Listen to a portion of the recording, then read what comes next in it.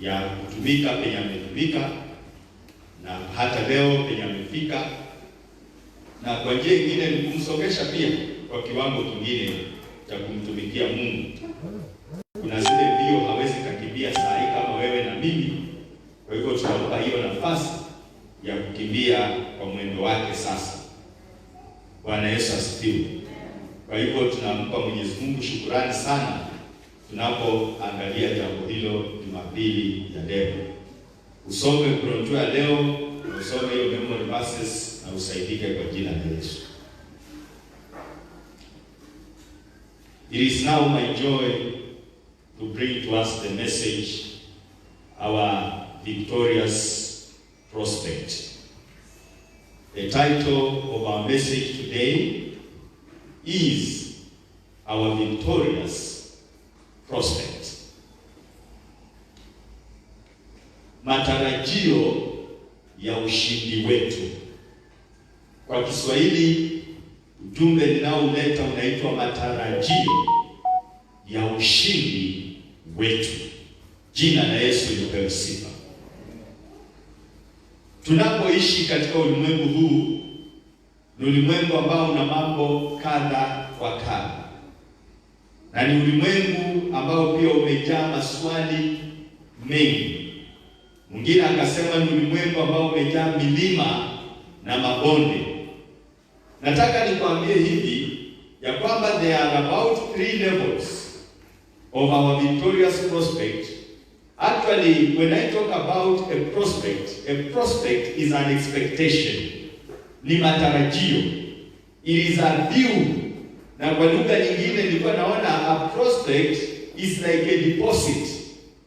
Unapoenda kwa mfano kutaka kununua kitu fulani, hata mimi huyu kuna vitu ambavyo nimeshataka kununua, na nilipoenda dukani nikakuta hicho kitu labda kina pesa nyingi yenye siko nacho, lakini ninataka nikinunue. Mara nyingi kile huwa nafanya, ninaweka kitu kinaitwa deposit, na nikiweka deposit sasa kinaandikwa, nimeshaona kama ni supermarket wanaenda wanaandika kwa hicho kitu sold, kimeshauzwa tayari, na bado sijamaliza. Nitaendelea polepole, siku ile namaliza inakuwa yangu. Maisha ambayo tunaishi sasa hivi can be a deposit for your victory in the future. Amen. Praise the name of Jesus. And it cannot just be. The life we are living today is a deposit for our tomorrow. It can give you an expectation. It can give you a future.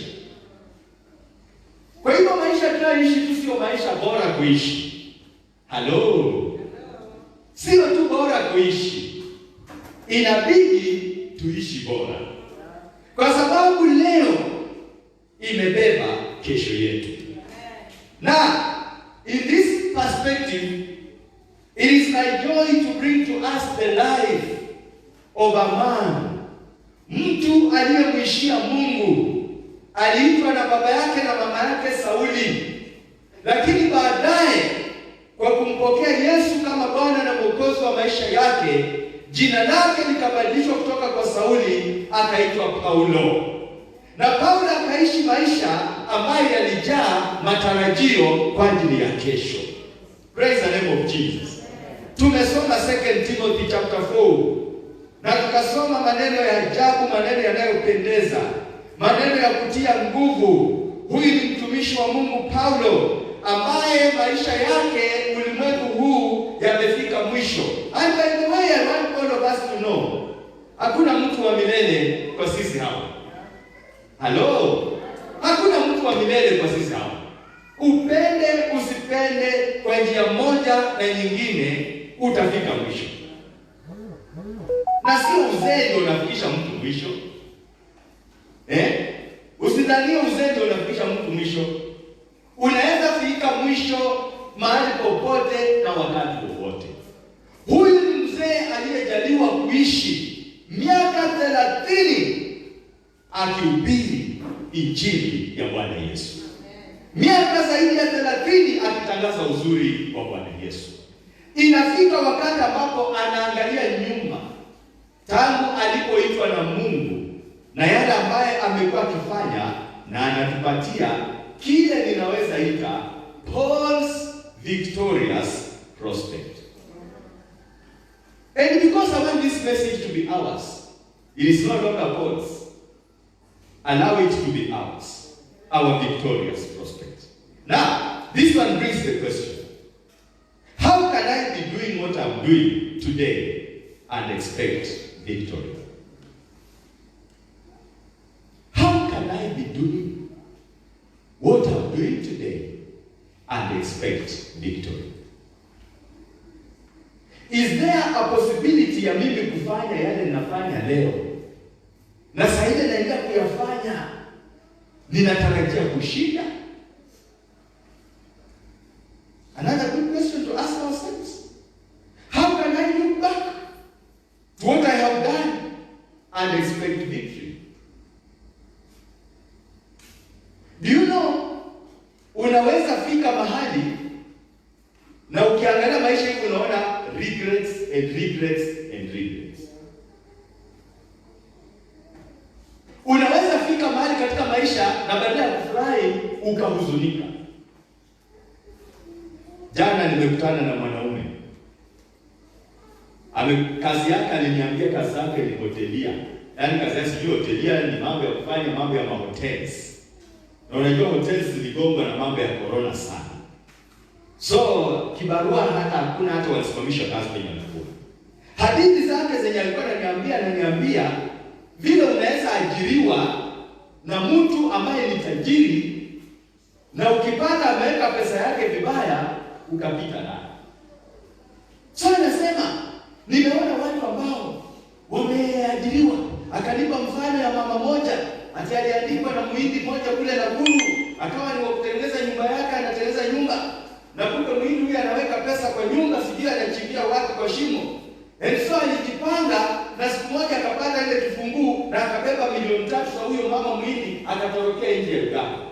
Anaongea watu wenye unaona wakifaulu hawa ni watu ambao atuwaliona kitu cha mtu, wanaona pesa sivia mtu na wanachukua. Nilimwambia my brother, nitazame, your thoughts are wrong.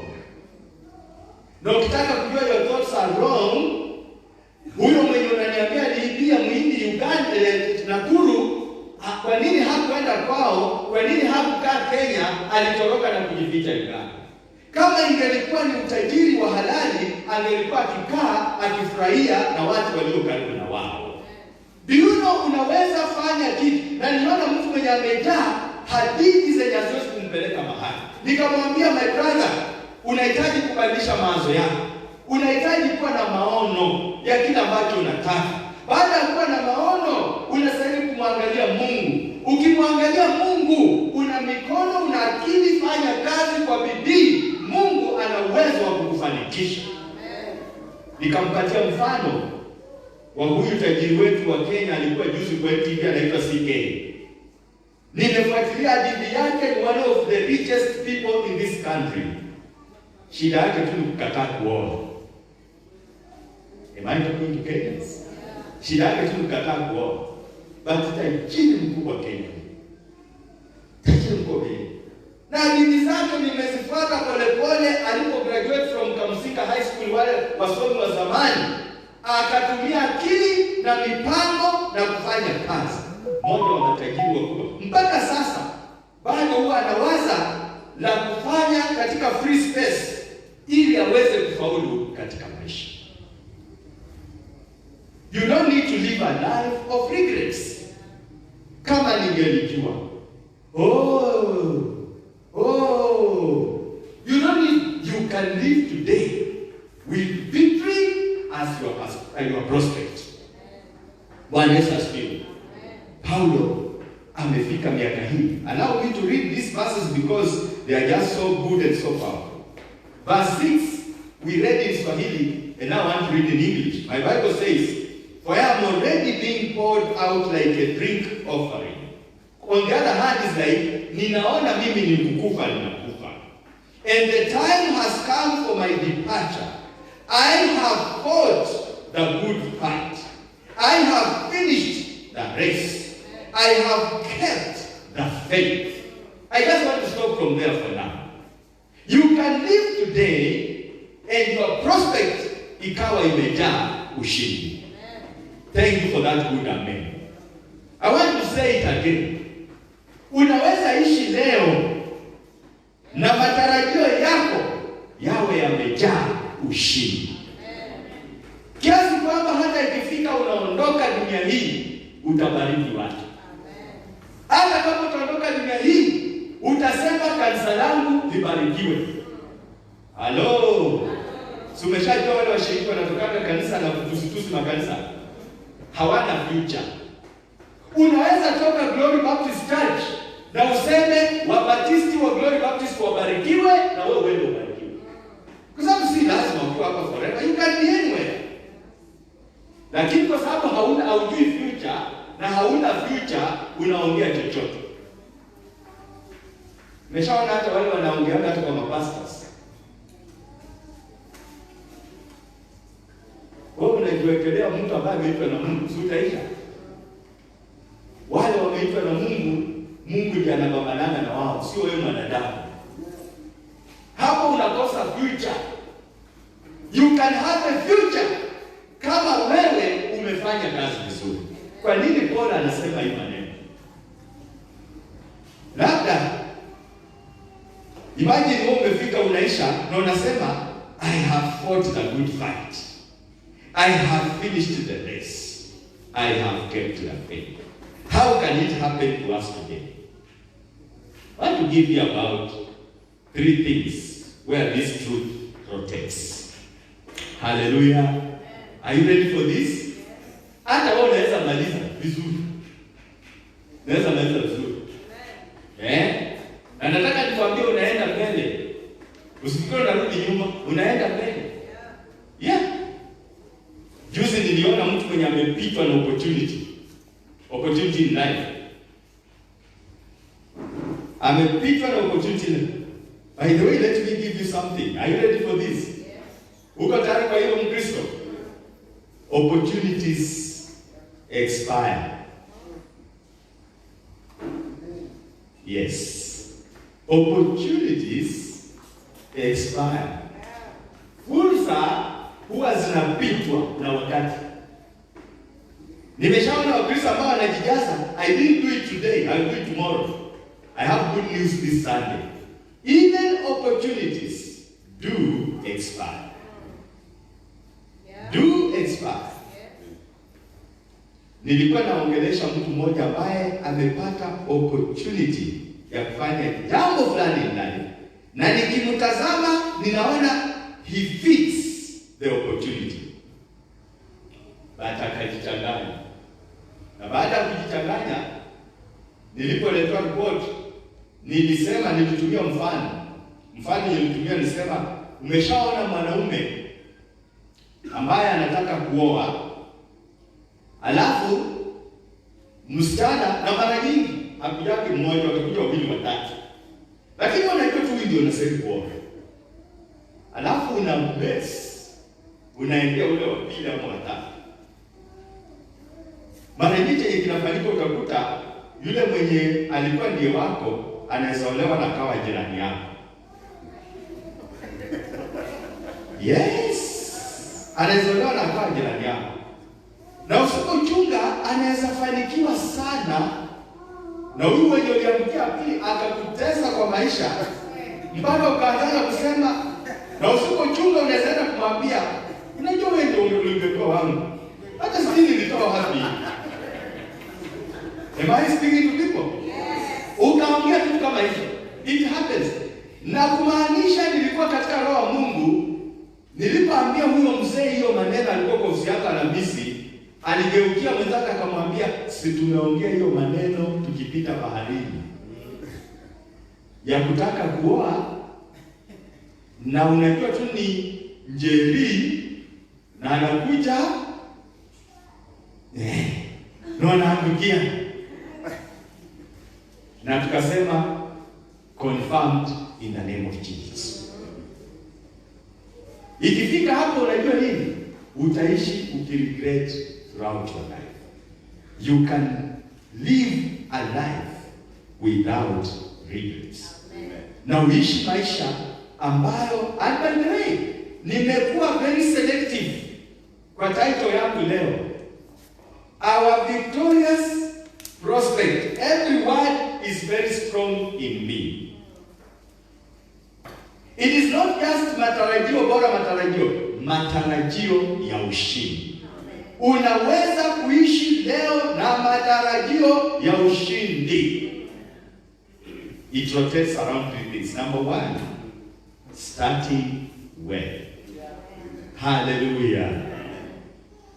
Our victorious prospect rotates around starting well. Na nitazungumza sasa kama mzee, sizungumzi kama kijana, kama mtoto. Nazungumza kama mtu mzima. Future na matarajio ya ushindi wetu yanategemea kuanza vizuri. Jaribu sana katika maisha unayoishi kujifundisha kuanza jambo lolote vizuri. Jina la Yesu lipewe sifa. Ni heri hata nichukue muda. Ni heri hata nikugharimu. Ni heri hata watu wakucheke, wakuseme, but anza vizuri. Our victorious expectation lies around how well we start. Anza ovyo, utaiona ovyo. Anza vibaya, utaona vibaya. How well do you start?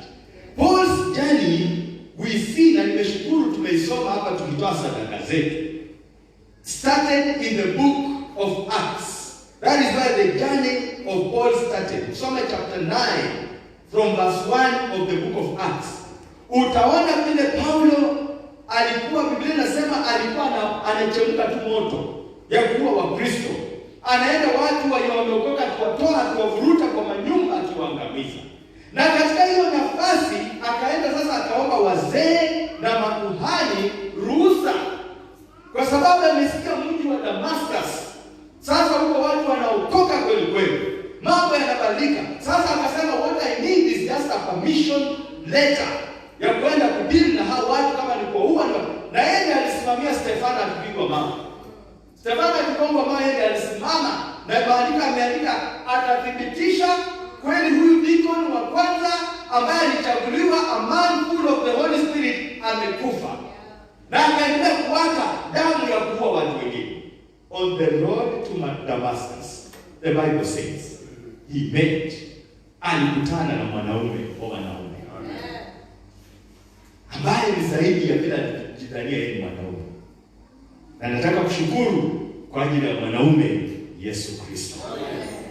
Maandiko anasema, akamwambia Sauli, Sauli, mbona unaniudhi? Sauli akasema, sielewi, wewe ni nani? Kaanguka chini. Wale wafanyakazi wake walikuwa wanatembea na yeye wakumbebea mikuki na silaha za kuwa Kristo, wakawa wamegongwa na upofu wa jeleo. Kutoka mahali pale Paulo amegongwa na upofu. Nataka uone verse 20. Kama wale wanahusika na skin, they can open quickly Acts chapter 9 and verse 20. I want you to see what Paul says in Acts. Paul says this, Matendo ya Mitume mlango wa 9 mstari wa 20. Biblia inasema verse 20, at once he began to preach in the synagogues that Jesus is the Son of God. Amen. Hallelujah. Amen. Starting when? Biblia inasema wakati Anania alimweka mkono na akafungua macho na akaamka kwa ile nyumba yenye alikuwa amegonga na upofu, at once he started well. How well did he start? He started by raising up and preaching the good news of our Lord Jesus Christ. Amen. Our expectation for it to be victorious, starting well, is a requirement. Amen. Ukirudi kwa kitabu cha Mithali kitakwambia msingi, foundation. Ndoa nyingi zenye nimekuta zikisumbua sisi, nimepata tu dawa na suluhisho liko tu vile walianza. Walianzaje? Wewe imagine unaoa msichana yeye kwa kumdanganya. Usipokuja kwa madhabahu tu hizo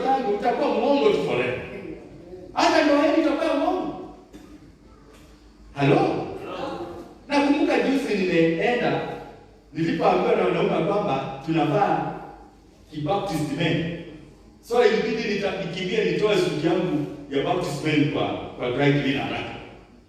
Nilipokuwa nimechukua suti yangu sasa nimeiweka, wale wanahusika na hiyo kazi, binti moja akaniambia, mtumishi wa Mungu, uningoje usiende. Nikaangalia nyuma nikasema, hiyo nitangoja.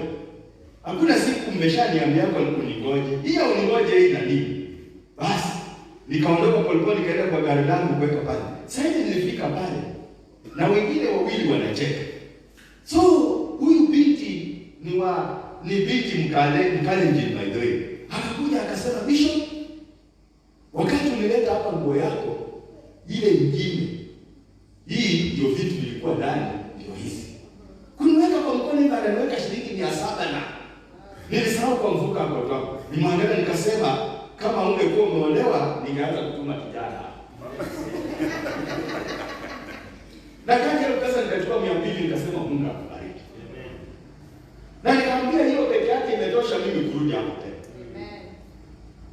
Kama ulianza ndoa na wizi, ndio sababu bibi anakuibianga kwa mfuko yako. Sababu na bwana ulimdanganya. Atakusaje uko mmoja? I know kuna wanaume ambao hawezi weka pesa free kwa nyumba. I know, they are there. Na sio tu ati bibi ndiye anaibanga peke yake. Hata kuna wazee ambao wanaibianga mabibi. Naiba. Nilienda mahali nikapata mama ambaye amevuna mifugo yake kwa shamba, ametengeneza akauza. Mama akawa na elfu yake 11 na anafurahi kwa kibeti yake. Mzee alijipanga tena akakuja jioni. Ile jioni angalia sura. Mama, yani nataka kuniua. Sema sikui. Ile pesa iko wapi? Mama nini? Hali kama nini unakupea? Kwenda kufika asubuhi, anakuta tayari anazungumza kitu kishatoka kwenye kibeti yake.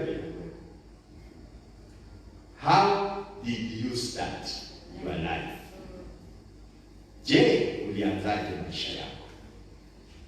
Ulianzaje biashara yako? Ulianzaje? Ushindi wetu ambao wa matarajio unategemea vile tulianza. Kwanza ni muhimu. I have good news for you here. Are you ready for this good news? Yes. Are you ready for this good news? Yes. You can start it now again. Amen. Unaweza kuanza sasa. Amen. Thank you. You can look back and say, I can see some reasons as to why there is no victory again. You can start it now. Unaweza ukaanza tena. Hallelujah. Nilifurahi sana nilipoona wamama wangu kabla ya kuingia celebration ya wamama wakasema, we want to be baptized. And I knew what they were saying. They were saying, I feel I can start it again. Yes. And you can start it again. Mungu peke yake ndiye anakuanga na nafasi ya makosa yetu, vitu vyote vyenye viliharibiwa kuanzisha upya tena. Wengine watakusomea historia, but God can start it afresh. Praise the name of Jesus. Kama mikono yako iko bure, usipigie Bwana Yesu makofi. Hallelujah. We can start it again. This one blesses my life. Tunaweza tukaanza tena. Praise the name of Jesus. I want you to see something in Acts chapter 20 and verse 24. The same book of Acts chapter 20 verse 24. Paulo utajua kwamba he knew how to start it well. Matendo ya Mitume 20 mstari wa 24. Maneno yanasema iko Timotheo yametoka mbali, si tu maneno ati yenye hapo nayo. All knew very well how he started. Yes, I can see this already on the screen. Thank you so much. In Swahili inasema hivi, Matendo ya Mitume 20:24. Hata kama ni matangazo ya vifo mbele yangu, ni tayari kufa, ni tayari kupitia dhiki, ni tayari kupitia mateso, mradi tu nitimize kusudi alilonitia Mungu. Hiyo ndio inafanya kwa Timotheo anazungumza maneno akasema, I have fought the good Praise the name of Jesus. He knew exactly where he was going. By the way, another thing I'm learning here right now ni kwamba kumbe ukitaka kwenda mahali, try to sit down na upige hesabu utaendaje na ina gharama gani ya kwenda kwenye unataka kwenda. Paulo alikaa chini akajua kuhubiri Injili kuna maanisha ABCDE. Na akaanza kutembea ndani ya hizo hatua. That is why anafika mwisho anasema imani nimeilinda. You can have victory as you do what you are doing today in your future. Starting with. Secondly, keeping on well. Keeping on well. Keep it on well, brothers and sisters. Please, please, please, keep on well. Kile Bwana Yesu ameweka kwako, keep it on well. And by the way, you are blessed to be in this service today. Just the way our sister and pastor said, hakuna ibada ya Jumapili Glory Baptist Church inakuanga the same. Wewe umebarikiwa. Unajua kwa nini nasema umebarikiwa? Do you know kile Mungu anataka tufanye the year 2020-21? The Lord has said it is the year ambayo anatazamia watoto wake na Wakristo wake. We need to stand well with our God. Tusimame tu vizuri na Mungu wetu inatosha. The year of right standing with God. Amen. Thank you. You had me. That is why I call you special today. Sisemaki tu bora kusema. Mungu akiniambia kitu aniambii tu sema. Huwa nampa nafasi niruhusu niseme kwa wakati nataka niseme. It has been in me since September. Na sijakwambia why today? Be ready to stand right with God. Amen. Simama tu vizuri na Mungu. Kuna matunda ya kusimama vizuri na Mungu. Amen. Kile kinaweza fanya uwe na ushindi pale ni keeping on well. Yes. Keep on well. Bwana mwenyesha asifiwe. Amen. Ukishapata kitu kilicho kizuri, na nitakuonyesha. Yale Bwana amekuwa akinionyesha ni kuonyesha. Wokovu uliopata si kitu kidogo, ni kitu kikubwa sana. Kitu cha thamani. Kilinde vizuri. Kihifadhi vizuri kama kitu cha thamani. Kwa sababu kina uwezo wa kukupatia ushindi pale mbele. Bwana amejesha asifiwe. Unajua, unaweza kuwa naishi leo na hata mtu akikuuliza, what about your tomorrow? Na ukakosa hata jibu. Ukakosa hata kusema nitasema nini.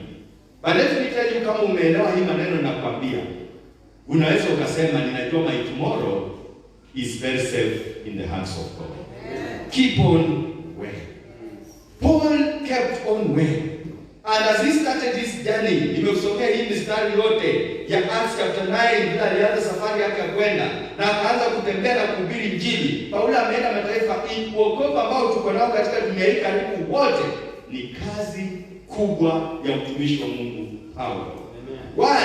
Alilinda kile Mwenyezi Mungu alimpa. Ndio naona anasema I have kept the faith. Praise the name of Jesus. And Paul was always referring to athletes, wakimbiaji. Wakimbiaji anasema, na unajua mbio zilianzia kule Greek. So anasema kwamba wakimbiaji wanapokimbia mbio in the contest na wamelinda zile sheria ambazo zimewekwa mbele yao, akishinda huwa anawekwa taji. Kuna taji inawekwa juu ya kichwa chake. So anasema kwamba if we keep the faith, if we run the race well, what is this faith? Faith ni Christian teachings. Bwana majesha asifiwe. Mafundisho tunayofundishwa ya Kikristo, teachings that we receive in church, mafundisho tunayopokea kwa neno la Mungu, yanaitwa kwamba sound doctrines. Mafundisho ambayo hayana uongo, sio tu ya kufurahisha, sio tu ya kufanya ujisikie. Unajua nowadays lazima Wakristo pia mjue kuna mahubiri tu ya kusisimuka na kujienjoy na kujisikia. Sio hiyo. Ninazungumzia mafundisho ambayo ni ya kweli, ya Mungu, ya neno la Mungu, ya kusimamisha Mkristo. Hayo ndio yanaitwa sound doctrines. Amen. Hiyo ndio inaitwa faith. Paul wakati aliokoka alilinda mafundisho ya kweli. Amen. Mafundisho ya kweli ambayo umefundishwa kama Mkristo uyalinde. Bwana amejesha asifiwe. Amen. Kama umefundishwa kwamba Mkristo ni wa maombi, linda uombezi. Yes. Mkristo ni mtu wa kuhubiri na kunena neno la Mungu, linda hayo mafundisho.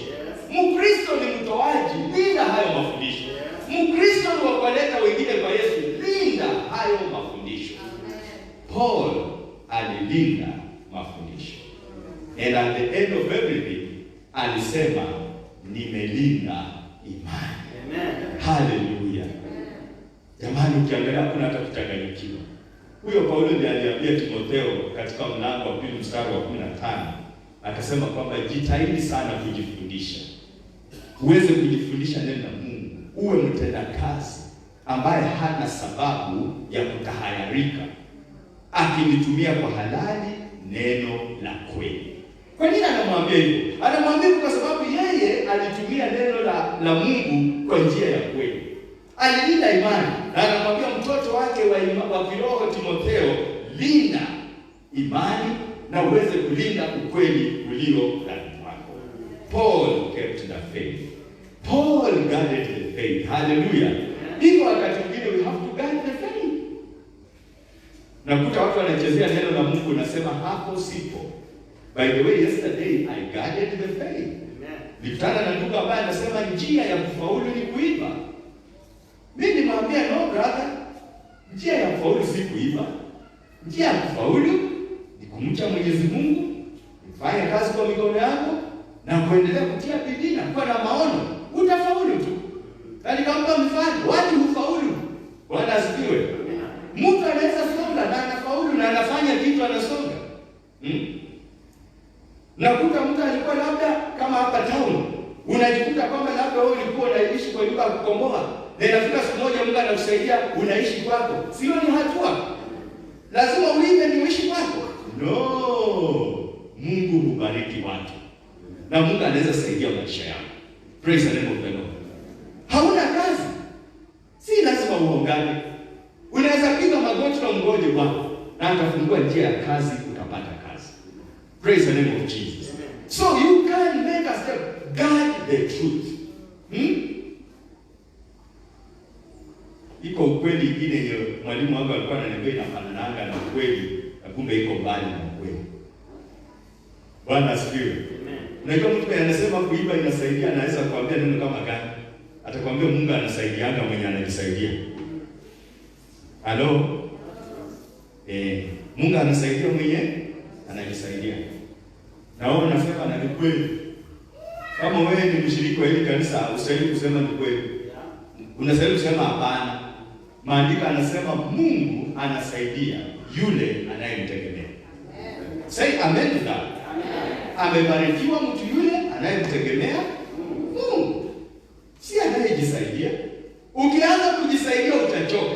Mtegemee Mungu, atakusaidia. Paul guarded the truth. Be careful. Hata hizi dini nyingi za uongo haziandangi kando na Biblia, zinakuwa karibu na Biblia. So you must take care of guarding the truth. Ukweli ambao uko ndani yako unasema imani yangu haiko hapo, imani yangu inasema hivi. We have to keep on well with the Christian truth. We have to guard the truth of the word of God and make sure we stand for what God is saying that we need to stand for. What are we supposed to stand for or guard? What we hear. Bwana Yesu asifiwe. Linda masikio yako kila ambacho unasikia. Mungu amekupa masikio, lakini usiruhusu masikio kusikia kila kitu. Kuwa mtu wa kuchagua cha kusikia. Hallelujah. Guard what you hear. Don't listen to everything. Kuna vitu vingine hata sivyo kuingia masikio yetu. Bwana Yesu asifiwe. The other day I was talking about, kuna kitu nimesikia Radio Citizen kikitangazwa usiku na mchana. Maria, Maria, Maria, Maria. Maria, weka namba sijui gani, Maria utaona kwa TV. Maria, mpaka nikajiuliza hii Maria ni kitu gani? Sasa Maria ni kitu gani? Well, nilipouliza tu kwa kuongea, watu wakaniambia ni sinema zingine ziko kwa television zinaitwa Maria. You know what I say? Nilisema mimi nashukuru Mungu. Hata time ya kuangalia hiyo Maria mimi sijapata. Na hata hamu ya kuangalia sina. Na hata sijui kama nitaiangalia. Mashabiki wa Maria poleni. Ninaona mashabiki wa Maria niko nao wengi. Sababu hapa hakuna Amina. I thank God mimi sina hata time ya kuangalia Maria. Kwa nini? Sihitaji kuwa msikilizaji wa kila kitu. Nina mambo ya kusikia. Na mimi huchagua ya kusikia. Praise the name of Jesus. Jambo la pili, choose to say. Praise the name of the Lord. Please, the way to keep on well, kuwa mwangalifu on what you say. It will help you to keep on well. Yeah? Please, Mkristo. By the way, I don't know how you read this. I don't know if you know that maandiko yanasema mtu mpumbavu, kitabu cha Mithali, hata akikaa mahali penye watu wanaongea sana, na yeye nyamaze tu, huwa anaonekana ni mwerevu. Eti mtu mwenye hata hajui mambo, na amepatana na wale na amue tu kunyamaza katikati yao, yeye ndio huwa anaonekana mwerevu. Sio kuwa mwerevu katika maisha. Sio lazima uongee kila kitu. Sio lazima uongee. Sometimes unafuta kidogo na unatulia. Watu wenye kuongea waongee. Halo Mkristo. Kuwa mwangalifu kwa yale usemayo. Njia nyingine ya kusaidia to keep well, be watchful on what you do. Yale tunayoyafanya. Please kuwa mwangalifu. Wanafunzi wangu wote wamepita chini ya training zangu za kufanya kazi ya Mungu, they know. Hakuna yule sijaambia. Nimemwambia ukisha ingia kwa nafasi ya kutumikia Mungu, usikuwe tu mtu wa kwenda popote. Unaamka tu kwa nyumba na unaenda popote. Nimewafundisha kila wakati ukitaka kuondoka, jiulize unaenda wapi? Na unaenda kufanya nini? Na ukigundua hakuna penye unaenda na hakuna chenye unaenda kufanya, don't go. You can stay where you are. Hallelujah. Unaweza kaa penye huko, Bwana asifiwe.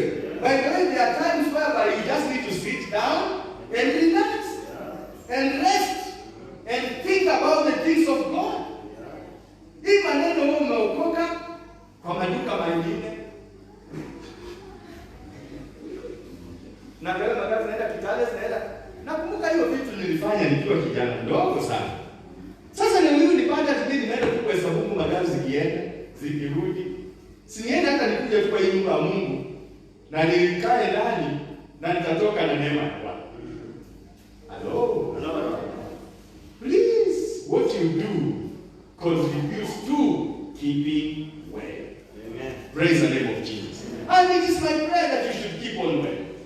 Uendelee vizuri. Kwa sababu kuendelea vizuri kutakupatia ushindi pale mwisho kama matarajio yako. Finally, our victorious prospect rotates around the climax of everything, ambayo Paul anasema finishing well. It was our theme the year 2007 wakati kwa tunasherehekea miaka 7 ya kanisa letu. Tukasema please let us finish well. Na leo hii naweza angalia nyuma na kuna ule anaweza aibika. Na kuna ule anaweza sema yes, my pastor, we started well, we are keeping on well, and by the grace of God we shall finish well. Amen. Bwana Yesu asifiwe. Amen. But kuna ule unaweza aibika. Unaweza aibika. Sababu pengine you started well, but you did not keep well. Or you did not start well, and you are not keeping well. So how can you expect to finish well? Paul was on there, and he said, I have finished the race. Can you one time stand confidently and say, I have finished the race? God desires that you finish well. Amen. Praise the name of the Lord. Amen. Ama wazazi wenye mko hapo ujaona mtoto wako anaolewa na kisha olewa, bwana yake ama watu wa huko wanaanza kumtusi, hii tabia ni kama tu ya mama yake. Yes. Hiyo sema ndio. Kwa sababu inaitwa ukweli na ukweli mtupu. Watu wako akina mtoto wako ameolewa sana, nimefuata pole pole na nimechunguza. Kumbe makosa si ya Njeri, ni kwao.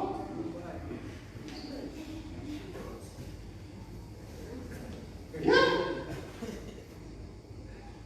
Sasa hapo utasema I have finished well. Utajikaza kaza ndani watu wa hiyo ndio wachungu, wenye vita, ukipita karibu na yeye wachana nini? Ondoka karibu na mimi. Unanitafutia nini? Hakuna mtu anakutafuta.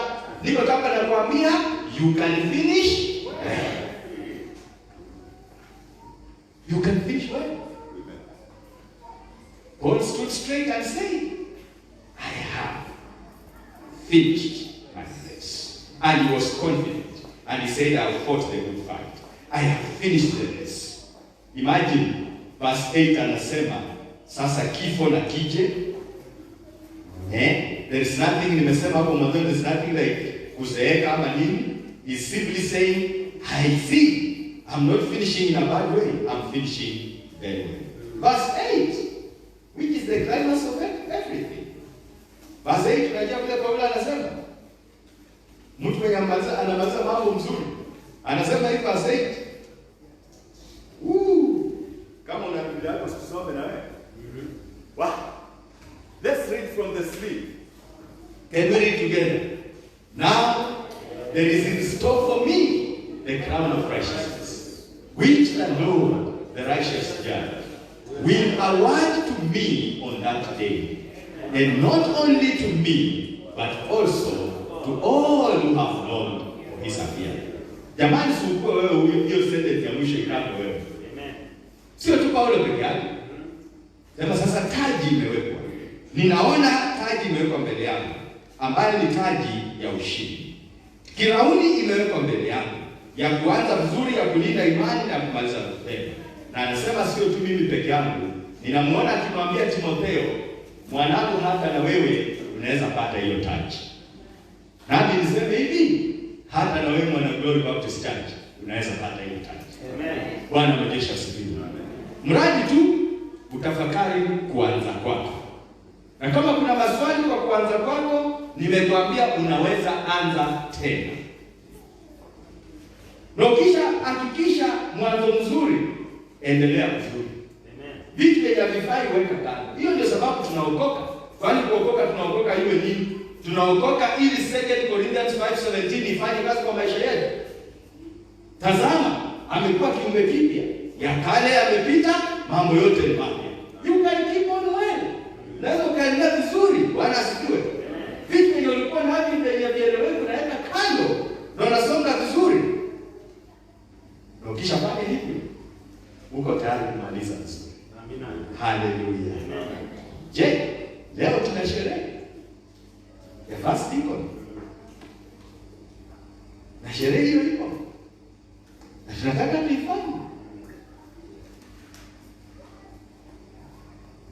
Hii jambo nimeomba Mungu sana, viongozi wangu wanajua. Nimelizungumzia kwa muda mrefu.